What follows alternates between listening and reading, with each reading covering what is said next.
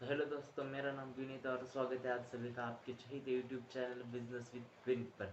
तो दोस्तों, आज हम देखने जाने वाले हैं एक मोस्ट रिव्यूफुल मार्केटिंग स्ट्रेटजी जिसका नाम है कि 4 P's ऑफ मार्केटिंग मिक्स। यानी कि दोस्तों, ऐसे 4 P मैं आपको बताने जा रहा हूँ जो कि आपके बिजनेस के मार्केटिंग कैंपेन में आपको यूज़ करने पड़ सकते हैं या आप यूज़ करके उससे तो आपके प्रोडक्ट को आप मार्केट कर सकते हो। तो चलिए दोस्तों, जो भी स्ट्रैटेजी होगा उसकी तरफ हम बढ़ते हैं।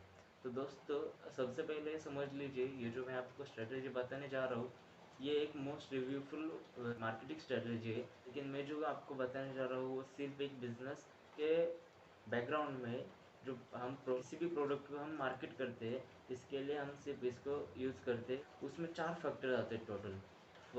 आप देख सकते हैं, पहला आता है प्रोडक्ट, सेकंड है प्राइस, थर्ड है प्लेस एंड लास्ट है फॉर प्रमोशन। तो ऐसे 4 फैक्टर्स मिलकर टोटल ये जो एक मार्केटिंग स्ट्रेटेजी है जो कि बहुत सारी कंपनीज अपने प्रोडक्ट को मार्केट करने के लिए यूज़ करती है। और जैसे कि आप सोच रहे हो कि तो ये बड़े बड़े कंपनियाँ यूज़ करते हैं, ऐसा नहीं। अगर हम कोई छोटा, अगर हमारा स्टार्टअप है, अगर हम उसके बिल्डअप कर रहे हैं तो हम अपने स्टार्टअप में भी इसको इम्प्लीमेंट करके अच्छे खासे हम अपने प्रोडक्ट को मार्केट कर सकते हैं। तो देखिए दोस्तों, स्टेप बाय स्टेप हमें ये चारों फैक्टर्स देखेंगे, समझ के लेंगे और किस तरीके से हमें हमारे पर्टिकुलर बिजनेस में इसे इम्प्लीमेंट करना है वो जान लेंगे। तो दोस्तों, सबसे पहला फैक्टर आता है पी, मतलब पी के यानी होता है सबसे पहले प्रोडक्ट।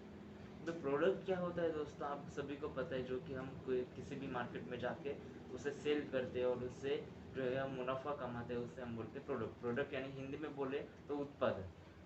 अब प्रोडक्ट देखिए जो होता है, तो प्रोडक्ट हम कैसे तैयार करते हैं, उसको कौन कौन सी चीज़ें लगती है, उसकी सामग्री क्या है, उसी के साथ अगर मैं कौन सा प्रोडक्ट ले रहा तो यही प्रोडक्ट मेरा क्यों फिक्स है। अगर बाजार में आप मार्केट में देखेंगे तो सारे तरह के प्रोडक्ट आपको देखने को मिल जाए, लेकिन मेरा प्रोडक्ट ऐसा वो डिफरेंट क्या रहेगा उनमें से, जो कि मेरा कस्टमर जो है, कंज्यूमर आपका सेटिस्फाई होगा और कंज्यूमर लेन जो है आपकी वो बहुत बड़ी इंक्रीज होगी। तो सबसे पहले आपको आपका प्रोडक्ट जान लेना है पूरी तरीके से। आपसे आपका जो प्रोडक्ट है उसे आप पूरी तरह से अंडरस्टैंड करिए, उस पर स्टडीज़ करिए और अपने प्रोडक्ट को ज़्यादा से ज़्यादा डीप में जाकर आप समझ लीजिए कि यही प्रोडक्ट मैं क्यों चुन रहा हूँ। अभी अगर मैं यही प्रोडक्ट चुन रहा हूँ तो इसके पीछे का रीज़न क्या हो सकता है। अगर कैसा, फॉर एग्जांपल, अगर मैं कोई फूड वाला है, अगर कुछ भी प्रोडक्ट अगर मैं चाह रहा हूँ सेल करने के लिए, तो मैं क्या देखूँगा कि अरे लोगों को तो मार्केट में तो सारा पर जाओगे आप, वहाँ पर आपको 10 टाइप के 10 अलग अलग फूड्स अवेलेबल है। लेकिन जो मेरा फूड है किस तरीके से उनसे डिफरेंट हो सकता है, अपनी क्रिएटिव इमेजिन की जो फैकल्टी है उससे आप जरा सोच के ये फोकस कीजिए कि मैं अपने प्रोडक्ट को इनसे कैसे डिफरेंट कर सकता हूँ। तो आप अपने प्रोडक्ट के ऊपर लगातार काम कीजिए जिससे आपका प्रोडक्ट अच्छी तरीके से मार्केट में सेल हो सकता है। आप ऐसा प्रोडक्ट बनाइए कि जो सारे मार्केट से अलग हो, और कुछ ऐसा बनाइए जो आपके कस्टमर को आप क्वालिटी दे रहे, आपके कस्टमर को क्वालिटी दीजिए, तभी आपका कस्टमर जो है वो इंक्रीज होगा। तो ये रहा पहला फैक्टर। सेकंड फैक्टर आता है दोस्तों प्राइस। प्राइस यानी कि आपको तो पता है, किसी भी अगर कोई भी हम चीज़ ले लेते हैं तो उसको बदले में हम दुकानदार को क्या देते हैं, पैसे देते हैं। ये क्या उसकी प्राइस। अभी हम प्राइस रखते हैं प्रोडक्ट की और कुछ भी रख देते हैं तो हमारा प्रोडक्ट सेल नहीं होता। अगर रिसर्च के ज़रिए देखें तो हमारी प्रोडक्ट की प्राइस कैसी होनी चाहिए, तो वैसे हम देखेंगे। तो सबसे पहले दोस्तों, प्रोडक्ट की प्राइस जो है वो ज़्यादा भी हाई मत रखिए, ज़्यादा भी लो मत रखिए।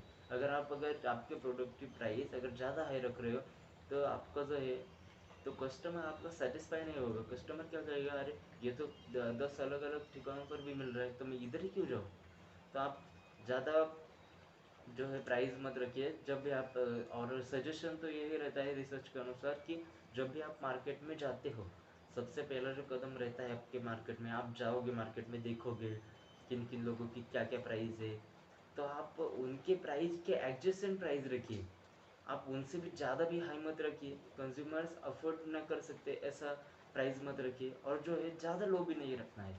यानी आपके कॉम्पिटिटर्स अगर मानो 100 रुपये का प्राइस रख रहे, तो आप 10 रुपये भी में उसे बेचो मत। क्योंकि आपके बिजनेस में लॉस होगा, क्योंकि आपका जो बिजनेस है, बिजनेस में आपको आगे जाके अभी बहुत सारा पैसा लगने वाला है। तो ज़्यादा लो नहीं रखनी है प्राइस, ज़्यादा हाई भी नहीं रखनी है।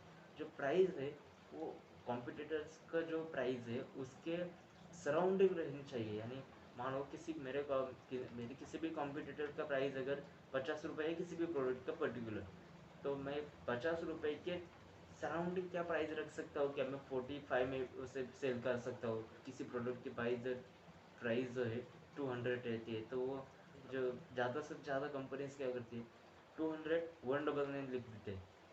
ये जो है वो प्राइसिंग स्ट्रेटेजी, उसके ऊपर हम बात करेंगे। लेकिन जो है आपकी प्राइस जो होनी है चाहिए वो कस्टमर को सेटिस्फाई करने वाली प्राइस होनी चाहिए, जिसके आपका कस्टमर संतुष्ट हो। अरे वाह, मुझे इतने इतने कम प्राइस में ऐसा ऐसा प्रोडक्ट यहाँ मिला। आपके कस्टमर के माउथ माउथ से आपकी माउथ मार्केटिंग हो, ऐसे आप प्राइस रखिए जिससे कस्टमर आपका जो है प्राइस देखते ही आपके प्रोडक्ट के पास अट्रैक्ट होना चाहिए।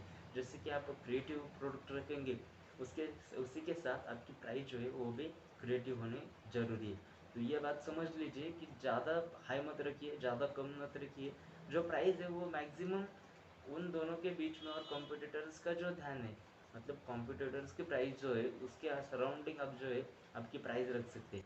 और दूसरी बात कि सबसे पहले आपका प्रोडक्शन कॉस्ट निकाल लीजिए, मुझे इतना इतना पैसा जाएगा और मुझे जो मुनाफा है वो इतना इतना कमाना है, तो मैं इसके सराउंडिंग प्राइस रख सकता हूँ। तुम आपका जो प्रॉफिट है तो प्रॉफिट के सराउंडिंग प्राइस रखिए। जब भी आप मार्केट में एंटर कर रहे हो तो प्राइस बिल्कुल भी हाई मत कर दीजिए। आप जो प्राइस मार्केट में उतरोगे तो सबसे पहले आपकी प्राइस लो होनी चाहिए। लोगों को ऐसा नहीं, अरे लो ब्रांड में मिल रहा है चलो ले लेते, ठीक है। तो लो प्राइस होनी चाहिए। उसके बाद आप धीरे धीरे 1 बाय 1 मंथ आप जो है आपकी प्राइस बूस्ट कर सकते हो अच्छे तरीके से। तो ये हो गए प्राइस के बारे में। दोस्तों थर्ड फी आता है नेक्स्ट, जो कि होता है प्लेस। यानी किसी भी अगर कोई भी प्रोडक्ट है तो उसके उसे मैं कहाँ पर डिस्ट्रीब्यूट करूँ या कहाँ पर सेल करूँ, ये हो गया उसका प्लेस। अभी बहुत सारे शॉप्स पर मैं उसे सेल कर सकती हूँ, या पर्सनल ऑनलाइन सेल कर सकता हूँ, या फिर अगर अब देखिए अभी आपका अगर कोई प्रोडक्ट है तो आप उसे ऑनलाइन सेल करना चाहते हो, ऑफलाइन सेल करना चाहते हो, ये भी क्या है, एक जगह है, एक प्लेस है। ऑनलाइन क्या है, एक प्लेस। वैसे ही अगर आप देखोगे तो ऑफलाइन ब्रिक मॉडल भी क्या है, आप देखोगे तो ब्रिक मॉडल भी आपका प्लेस है। तो ऑनलाइन आपको सेल करना है, ऑफलाइन सेल करना है, ये हो गया प्लेस।